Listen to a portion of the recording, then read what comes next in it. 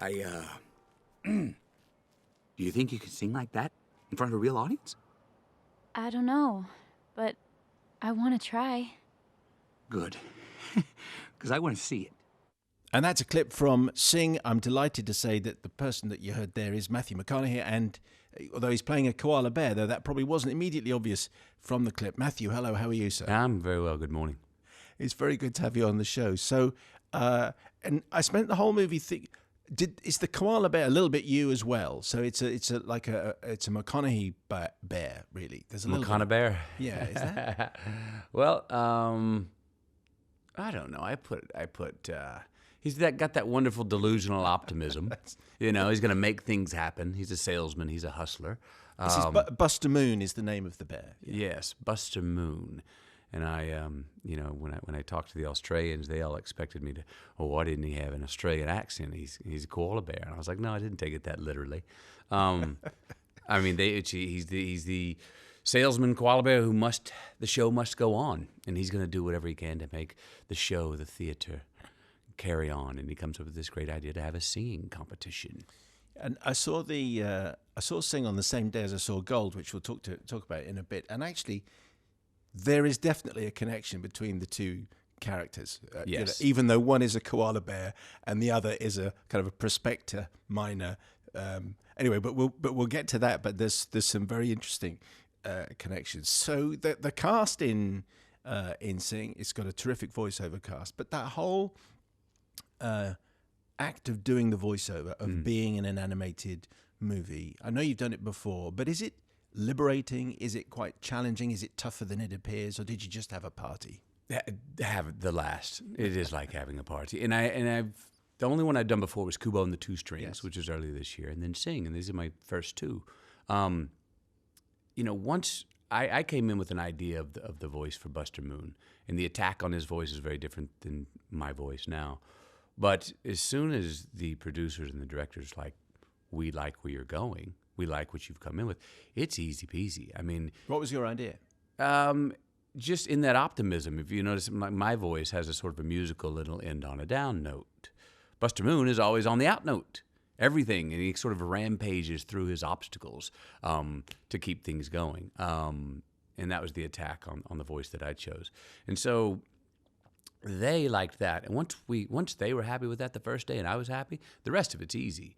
I mean, you can roll out of bed, honestly, in your pajamas and walk into the sound studio, look how you want. You don't have to match your weight or your look or anything. And so you screw up, what are you wasting? Audio tape. Do another take. They just press record the whole day and have a video camera there also to capture some physical movements that maybe they'll give to the animated character if they like them. And then it was just playtime. Whisper it, yell it, sing it. When you said it's only the second one that you've done, it sounded as though, in that answer, it sounded as though you were slightly surprised that you've only done two, and that when you've been around for as long as you have, maybe they'd have asked you to do an animation before now. I would have thought so. And I was looking.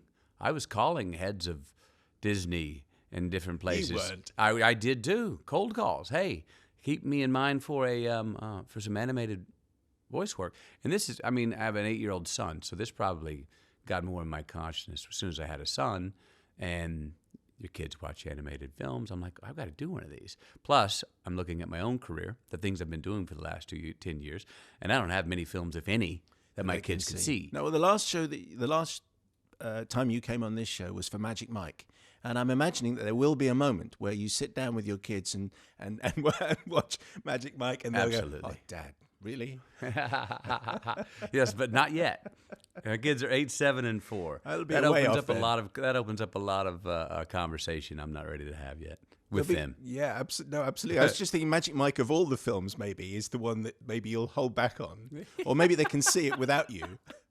I don't know when the time will come. I suppose that they'll being my kids, they'll be able to get the humor in Magic Mike pretty quickly. I'm sure they will. So Scarlett Johansson and Reese Witherspoon. Taron Egerton puts in a great performance. Great voice. As a Johnny. Yeah. Now, the criminal, I just want to take issue with this. The criminal, the only British voice talent, really, are the criminals. And I think this is unfair. Oh, absolutely on purpose. Very deliberate, I'm sure. They're all like Cockney voices. They're all busting. They're running a gang and breaking banks and stuff. Yes. But that's a good fun stream of the story. They're the gorillas. Yeah, there's so many fun characters in this film. One of the great viewing pleasures of this is that, and I've seen it multiple times. My kids have seen it multiple times. Is each time you watch, I have a different favorite song or a different favorite character. Now, Gunther, I'm fine. How are you? He's still my favorite. But my kids have a different favorite character every time they go watch it. I'm yet to be their favorite character. Their father is yet to be their favorite character, but I am in the top 5. That will come. And you do. I mean, I mentioned Magic Mike, and you sing in Magic Mike, and you do sing. It's Carly Jepsen. Don't call me maybe. Yeah. Enjoy that? Oh, that was fun. I didn't know. I had said when I went into it, I said, I'm the only one in the script that doesn't sing anything. And they said, well, we'll work on that. And so I show up one day, and they go, here, talk to the Scarlett Johansson character, and she's the punk rocker, and she's a bit the one trying to sing the dark tales, and I'm the salesman that tells her, no, sing something that's applicable for the kids. Wear this pink dress and sing "Call Me Maybe." And so I start to sing. I do a little pitch and sing it to her. And very good, can I say? Oh, thank you. Maybe the hardest work on this movie was the people who had to clear all the songs, because I think there are like 65. 104. 104. I had to take 65 down. 104. 65, I think, total, but 104 if you total even little sound bites that were picked from different songs and music. Wow. Anyway, it's clearly going to be huge. Everyone will be singing it, and there's some great gags in there, and there is a connection. It's not just that we've got 2 Matthew McConaughey movies to talk about, but there is an optimistic huckster kind of link between Buster Moon, the koala bear, and Kenny Wells that you play. I mean, it's clearly coincidence? Or I mean, if I unpack it now sitting with you today, I want to say it's coincidence, but then it's probably not. I mean, yeah, there is. I said delusional optimism earlier, and you said hustler, salesman.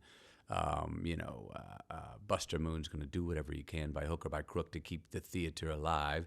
And Kenny Wells is a guy who literally has a dream that he knows where the gold is, hawks a watch and buys one-way ticket to Indonesia to make it happen. And he's a man with 9 lives. He's a man that shouldn't, by all rationale, get the gold, and he does find it. And he hustles his way the entire way into it. So yeah, I suppose I never really thought about it, but they're cousins. And the other connection is the father figure, because I don't want to overplay this, but Buster Moon, the koala bear, has a photograph of his dad, and he wants to keep the theatre open because it was his father's theatre. And Kenny Wells, we see at the beginning of the movie, he inherits this company from his father, and his father is a profound influence. And I think your father, a big part of the way you're playing Kenny. Just explain a little bit about it. Absolutely. Kenny Wells is a character who, again, he's a prospector, as you said, looks for minerals, gold, nickel, silver, beneath the surface of the earth. And his grandfather started the company, made it very successful. His father took over the company, kept it very successful, and it's been handed over to Kenny after his father died. We meet Kenny 8 years later, and Kenny has run the company into the ground. How much of that is his fault? How much of that is the economy's downfall? Let's say a little bit of both. But he's at the bottom of the barrel, living with his girlfriend. They're behind on the rent. The company's not worth much at all. And a lot of what Kenny Wells is where he gets his fight from is that he doesn't want to break that chain, that lineage chain to his father and the family name. There's two great scenes in this film that I think sum up the purity of this guy's spirit. There's a scene where he's offered $300 million to sell his company, but they're going to take his name off of it, and he'll have none of that. And he has no trouble saying no, thank you at all, in much harsher words to the $300 million. But you know what he has trouble doing? He has the most trouble. He sweats in his boots the most when he has to receive the Prospect of the Year award in front of his peers in Reno, Nevada. Now, that's a pure spirit. Now, me, on my end, I didn't inherit a company from my father, but I sure did get to know the Kenny Wellses of the world through my father, and my father had a bit of Kenny Wells in him. He would take me around as a kid when I was 12 to go collect from people. We drive all around the United States to go to offices to collect money from people that owed him. When you carry along a 12-year-old, you can shame some people into paying you money, paying you back. he'd also take me with him to go do some of these very fun and shady deals, behind the abandoned strip mall, that between the dumpsters and the down power lines, buying hot watches out of a van from a guy named Chicago John. And the watches that we got for $3,000 that were supposedly worth $22,000 really weren't even worth $500. But it wasn't about the good deal. It was about the shadiness of the deal, the fun of getting away with it. And that's what Kenny Wells is doing. And that's when he says in the movie, there's a difference between money and gold. Gold's not a story about greed. It's a story about gold. And the gold is the pulling it off, the proving them all wrong, the making it happen however you can. And that was a lot of what my dad was about. The Matthew McConaughey I'm looking at now is the Matthew McConaughey people would recognize, and very much the movie star. The one that we see in this movie, you put on, well, you're almost unrecognizable. I mean, you've put on an awful lot of weight, put on 3 stone, you're balding. Tell us what you had to do for that. Well, all of the Kenny Welleses I had met, and the real guy, this is based on a real guy, were full bodied. They were sort of big around the center. I always like to say Kenny Wells is not fat; he's full. So I got up to 217. These are also guys who don't look in the proverbial mirror. These are guys. Kenny Wells is a guy who's, if he wouldn't have died of a heart attack, which he did about 20 minutes after he got hit by a large blunt object in real life. These are guys that don't live past the age of 62. Well, the amount you smoke and drink in this movie is phenomenal. Consumer of life. Kenny Wells, smoke, drink, eat, love, laugh, host, hate, all of it. I mean, these are guys that every day have this sort of appetite, insatiable appetite. And I think it's almost survival. But putting on 3 stone and then losing it again, yes, that must be hard work, surely. It was hard work. And it was much more fun putting it on. The cheeseburgers and beer, I never got tired of them for 6 months. And but my family sure enjoyed while I was putting on the weight, because I was Captain Fun around the household. I was yes to everything. Pizza night was any night or any morning you wanted it while I was working on this. And then the taking it off, yeah, it was. It took 6 months to put it on. Took 6 months to take it off. Wow. A couple of other projects to mention, if I may. A lot of people are very excited about Dark Tower. Yes. Is there anything you can tell us about this? I mean, it's one of Stephen King's finest works, of course. Yes. Well, it's a mythic tale of good versus evil, a very dark tale of Christianity. Multiple worlds simultaneously inhabitable. Myself and Idris Elba. I'm the Walter, the Man in Black, and he's the gunslinger, and we do duel. Well, I know all that because I've read the book, but is there anything else you can tell us about that? That's about it for now. Okay. I'm just a few little teasers, that's all. I really, really enjoyed Free State of Jones. I thought your performance in that movie was terrific. Do you feel frustrated about what happened? That it came and went? Yeah. An extraordinary story. An extraordinary story that I think was worth sharing, and that's why I became a part of it. That's why Gary Ross wrote it, and that was his passion project for 10 years. I feel a little more frustrated for him because he had 10 years invested in this. I came on and gave about a year of my life to it, and it was unfortunate because it came and went, and all of a sudden it was gone. And now the only time people see it, I'm now only starting to hear people like you who saw it. Did you see it in the theater? Did you see it on? Okay, I went to see it in the cinema. Yeah, one of the few that saw it in the cinema. I mean, the frustrating part is your best laid plans. You go out there. I'm proud of the work. I think it's a classy project. I think it's well done. I think it's well intended. I think it's what we intended to put up on the screen as well. And then all of that work goes into it. And sometimes what happens like with Free State. In the United States, it came and went and was gone. I think my hunch is that it will have a life of its own after, for the next 10, 15, 20 years. It's definitely a quiver and a feather in my cap I'm proud of. But it does pinch a little bit when it's not seen. And you go back, you try to figure out why. Was it the wrong timing? You can't say, I'm not going to say that it didn't work because it's a poor movie, because it's not. And plus, not enough people even saw it to go say, it didn't translate or not. It was bad timing. You just, you chalk it up and you say, hey, it'll have an afterlife.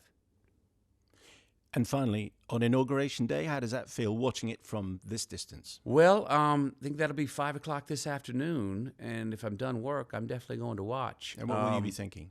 What am I thinking, or what are people thinking? What will you be thinking when you're watching it?